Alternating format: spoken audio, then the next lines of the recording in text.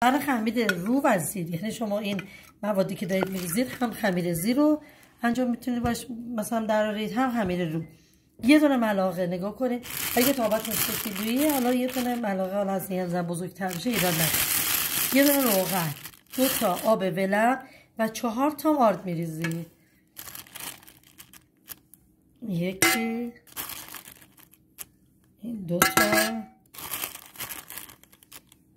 این 3 تا، اینم 4 تا. بعد اینو باز میکنیم. چون من یه خورده روغن اینو تابم بزرگ بود، روغن آبشو بیشتر ریختم، آردم برای من بیشتر میبره چون من تابم الان از اون تابه های معمولی بزرگتره. یه خورده بیشتر ریختم چون میخواستم خمیرم بزرگتر بشه. با اجازه شما. تابه قطرش 40 هست. حالا این تابه من خیلی بزرگه.